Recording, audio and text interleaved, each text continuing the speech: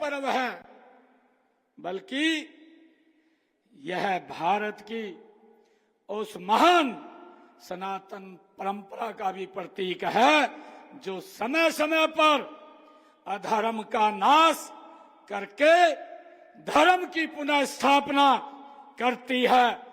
ये विशेष दिन हमारे लिए है। भगवान परशुराम जी अधर्म के खिलाफ इसी जंग के ध्वजक वाहक के रूप में भी वो जाने जाते हैं। मुझे ये भी खुशी है कि भगवान परशुराम जी भगवान विष्णु जी के छठे अवतार के रूप में भी जाने जाते हैं, माने जाते हैं।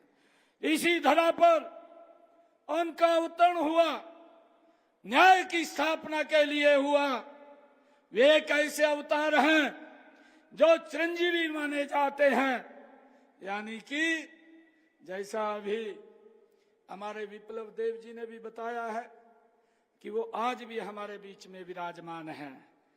यह बात केवल आस्था की नहीं है, यह विश्वास का वह स्तंभ है जिस पर भारतीय संस्कृति की नींव टिकी हुई है। यह हम सब जानते हैं।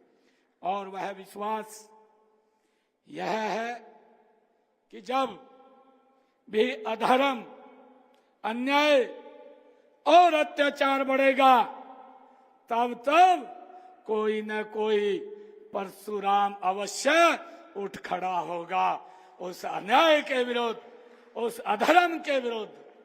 भाइयों, मुझे आज ये खुशी है कि भगवान परशुराम जी का जीवन हमें ये संदेश देता है कि ज्ञान और बल दोनों का संतुलन ही समाज को दिशा देता है। वे ब्राह्मण कुल में जन्मे, परंतु उन्होंने क्षत्रिय धर्म को निभाया। वे महान तपस्वी, वेदों के ज्ञाता, महान योद्धा।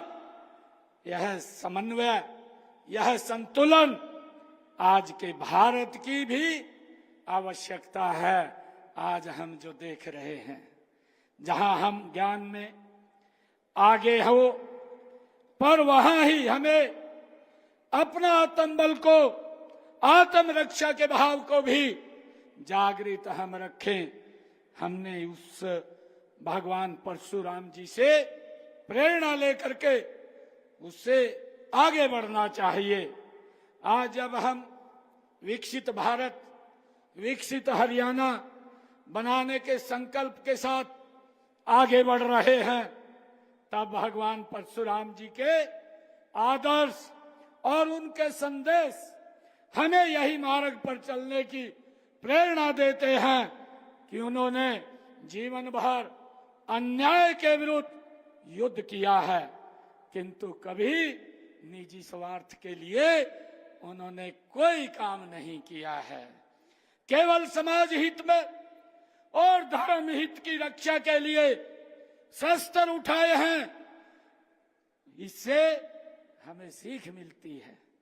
मुझे खुशी है कि हमें ये सीख मिलती है कि शक्ति का उपयोग तभी करना चाहिए जब उसका उद्देश्य न्याय और जन कल्याण हो। भाइयों, इसी प्रकार से आज का जो वातावरण बना हुआ है, मैं देश के यशस्वी प्रधानमंत्री आदरणीय नरेंद्र मोदी जी जिस रास्ते पर आज हमारे सामने ये आकर के खड़ा हुआ है, आज आवश्यकता है भगवान परशुराम के अरसे को उठाने की, और आज आवश्यकता है उन लोगों के नाकाम, नापाक इरादों को ध्वस्त करने की हमें ये प्रेरणा भगवान परशुराम से मिलती है। और जिस प्रकार भगवान परशुराम जी ने शिक्षा के साथ साथ शास्त्र विद्या में भी राष्ट्र को समृद्ध किया है, उसी प्रकार आज हमें भी आधुनिक ज्ञान और तकनीकी के साथ साथ अपनी सांस्कृतिक शक्ति को भी सशक्त करना होगा। हमारी परंपराएं, हमारी भाषा, हमारी संस्कृति, ये हमारी आत्मा है।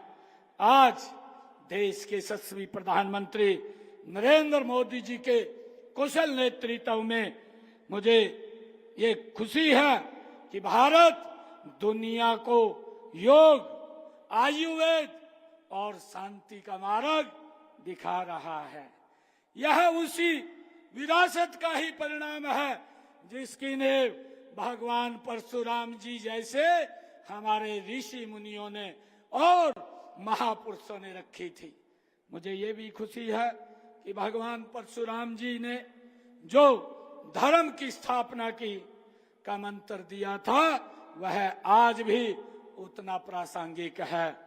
आज जब हम विकसित Bharat, digital India, startup India, आत्मनिर्भर भारत अभियानों को आगे बढ़ा रहे हैं तो आज जरूरत है इस बात की कि हम भगवान परशुराम जी के दृढ़ संकल्प की तरह ही प्रण लें कि हम भारत को फिर से विश्व गुरु बनाएंगे।